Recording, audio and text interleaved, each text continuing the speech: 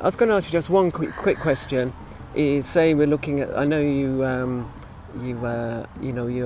about spiritual leadership, really, or and how someone maybe who's watching this, maybe they're just a leader in terms of maybe they're a father, or they're a teacher, or they run a small business, or maybe they're a counsellor, or maybe they're a politician who really has a lot of say in things that happen. What, in a nutshell, what qualities do you think, I know you've said a lot already, but just a couple of maybe 2 or 3 things that they could really start incorporating straight away into how they're being, how they see people. I know, as for myself, I always think of people I employ or people I work with, I'm like almost a father figure, and they're my children. I have to love them, even though they might be irritated, I might not agree with them.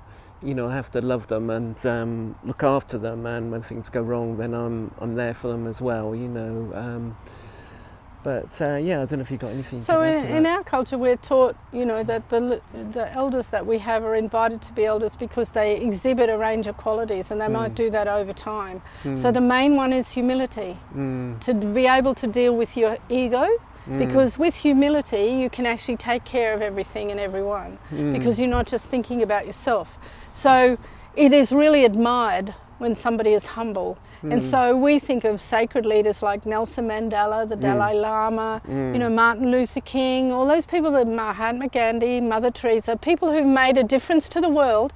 People put them on a pedestal because they exhibit the kind of qualities that they think are magnificent, that are hard to achieve.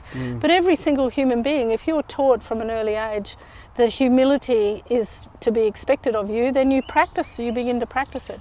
So humility, the other thing that we respect in our elders is, and these are our leaders because they're asked to be the leaders of our communities, is the ability to be able to create unity amongst people. The other thing we do is we agree everything by consensus. So if one person doesn't agree, then it doesn't get voted on, which I think is a very democratic way of being. It's kind of a pure democracy. The ability to bring people together and unify people. The other quality is the ability to resolve conflict for the benefit of all. So if 2 people are in conflict, they're very good at discernment, at judging what's going on and being able to weigh a balance of, how to make it okay for everyone. So these are qualities we're taught should be in our leaders. So we work to bring up our children to be the same. So eventually, if they aspire to being leaders, they will have the qualities that people admire, that we want to say, yes, we'd like that person to be our leader, because that person isn't after greed, isn't after money. That person doesn't want to own a big 4-wheel drive and just think of themselves and their own family. We don't like people who behave like that. In fact, we really admonish them because it's not okay.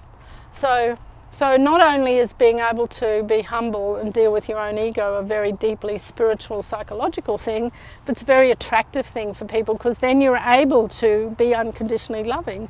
You're able to be caring, because you're caring not just about everyone around you, caring about the impact on everything. And for me, that's a sacred leader. That's somebody who's thinking about, they can have their morality and their value system and their authenticity without being moved or influenced by people of lesser value or negatively. They'll stand their ground and they'll make sure that the world goes the way that it needs to go, and they're willing to transform themselves, therefore they're willing to transform things around them. So that's what we think is important, and I think the earth can actually be valued by that, because the earth, people in the world admire people with those qualities, thinking it's not possible to gain them, or that you have to sit in silence for 30 years or go and work in the streets of Calcutta in order to achieve it. But you don't really, you just have to be authentic, you have to be integral, you have to be taught those things by your parents, and if you don't get taught those things by your society and by your parents, then you don't learn it. So if we could develop a way in which we share that with everyone, then maybe we'll create a different society, won't we?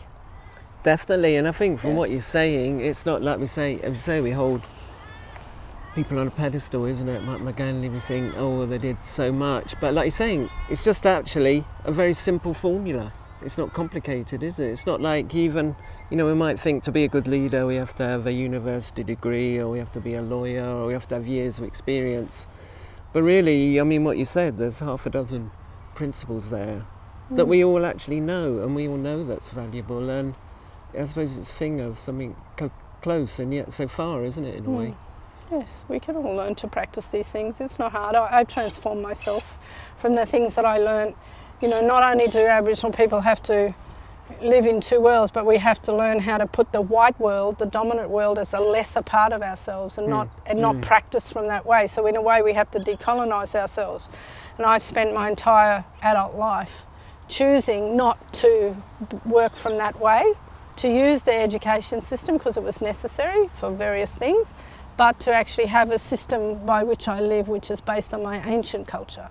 And it's based on what my elders were looking to teach me and help me live through the world. And that helped me through the world much more than my Western education did. I mean, the Western education was useful for career and work and, you know, all of those things that you need to live a life.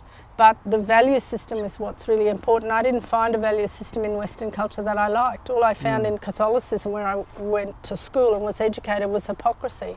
So I couldn't live by that. I had to look to my own culture. Imagine a young person who didn't have another value system to look towards, and the only value system they have is that. Imagine the sort of despair of that. Or they might just go with that, and then they make a different world. Whereas if I go with a value system that's like this, I'll create a different world. And I have created a different world. I've completely broken the cycle of the trauma and also the whole system that was built around me by the Western system colonising my parents, for example. You know, me and my siblings, some of them, have gone and said, no, that's not okay. We're going to live in a different world. So we're going to use our education. We're going to use our capacity now in this new world to build a different world and to start speaking about a different world, speaking about Aboriginal spirituality, speaking about women's business, because the connection between white women and Aboriginal women is basic, on the basic level is the same. We're mothers, sisters, you know, we're nurturers of people and relationships. So there's something we can do together. We can share that.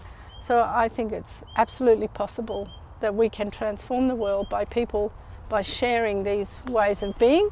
And then those people who don't want to do anything, let them stay where they are. There's nothing you can do. You know, I remember Kumanara Randall said to me when I was interviewing him for my PhD, I said, Uncle, you're not angry about being stolen from your country, not finding your parents for 40 years, not even, your mother died before you even met her again. You know, there was all this turmoil and violence in your life. And he's like, it took me 45 years to deal with that anger. And he was incredibly unconditionally loving. He had open arms to anybody in the world to come to his country. And he was full of kanyini. He was the embodiment of the practice of it, unconditional love and harmony. But he practiced it for a long time. And he probably didn't get it till his 60s or his 70s, but he committed himself to making a difference by transforming himself first. And when he did that, then the world around him transformed. It's one of the philosophies of Raja Yoga, you know, that I was taught by the Indians who study Raja Yoga. If you change yourself, your world changes. And it actually does, if you change yourself. And so I set about changing myself because that was all I could do. I didn't want to live in that kind of world anymore.